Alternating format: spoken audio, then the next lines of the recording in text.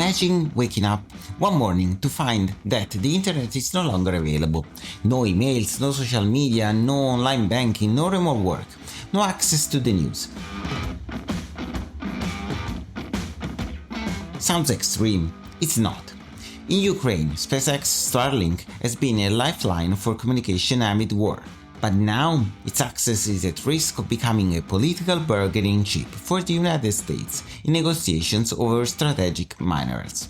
Just the latest example of how the internet, something we often take for granted, is actually controlled by a handful of powerful entities and can be cut off for economic, political, or military reasons. But is internet access truly a fundamental right? Who decides? Who gets access and who doesn't? And what happens when control over connectivity becomes a tool of power? That's what we're discussing today on the podcast Diritto al Digitale. Welcome to Diritto al Digitale, the podcast that explores the intersection of technology, law and innovation. I'm Giulio, Coraggio, your host, a technology and data lawyer at the global law firm DLA Piper. And in this space, we explore how the digital world is rewriting the rules of business and society. Today, we're starting with the Starlink case to tackle a bigger and more crucial issue: the right to internet access. We assume it's a given, but in reality, it's a still fragile, subject to political and commercial resistance. Over the past few decades, the internet has evolved from a tool for the few to the backbone of our society. Consider everything that depends on online connectivity, communication. Our digital lives revolve around emails, instant messaging and video calls. Work, remote work, digital finance and collaborative platforms all require internet access. Education, universities, e-learning platforms and research rely on the web. Shutting down the internet and even temporarily isolates people, limits their freedoms and in some cases puts lives at risk. And yet, deliberate disconnections happen more often than we realize. Losing access always means a global blackout. Sometimes, internet shutdowns are international, like in cases where they are requested by authoritarian regimes, like in China, Iran, and Russia, where it's used to control content, block content, filter information to suppress dissent. But we have cases where, like in India, the shutdown of internet access in entire regions has been imposed to curb protests and control unrest.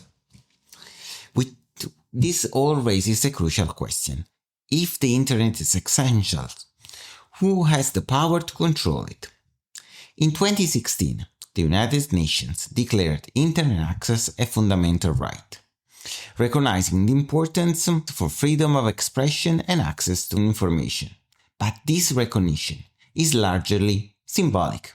There is no binding legal framework ensuring universal access. Different regions take different approaches. Within the European Union, we have the regulation that protects net neutrality, but doesn't mandate universal access. In Italy, we have the Declaration of Internet Access from 2015 that recognizes internet access as fundamental, but the Constitution does not explicitly guarantee it. In countries like Finland and Estonia, we have the internet access that is considered as an essential public service. But the number of countries that protect this right so strongly are still limited. Despite these efforts, no global legal mechanism guarantees uninterrupted internet access as an enforceable right. The Starlink case exposes the reality behind the myth of a neutral internet.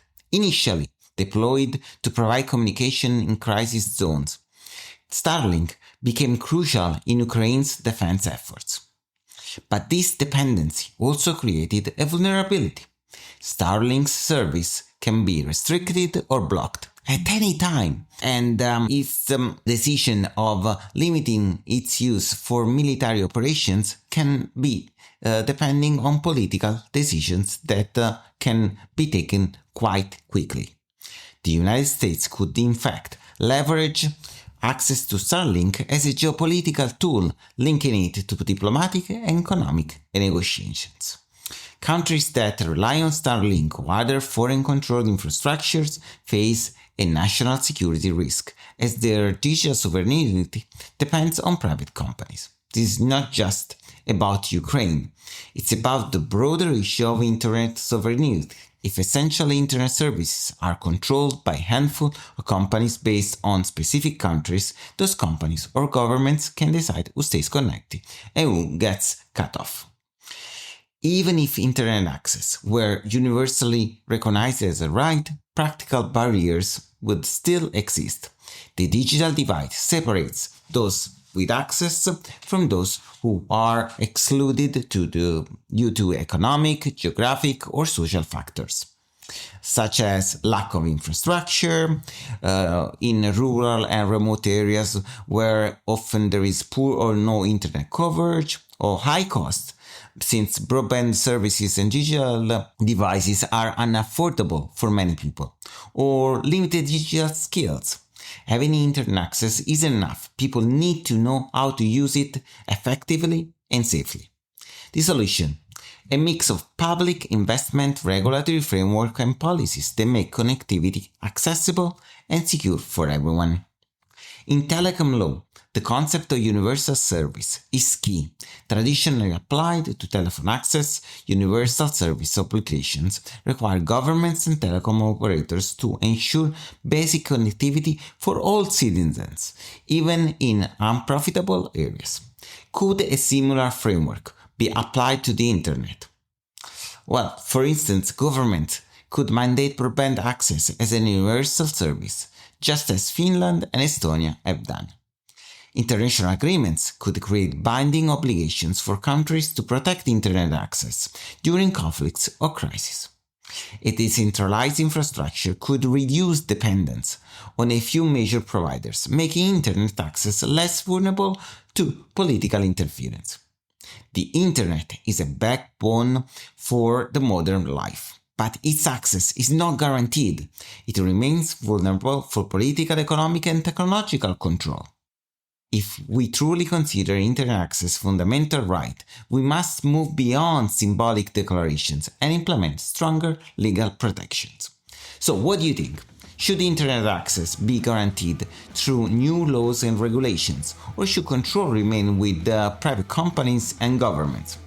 Let's discuss. Reach out to me with your thoughts at giulio.coraggio@lapaper.com, and also recommend topics for future episodes. I'm Giulio Coraggio, and this was the podcast Diritto al Digitale.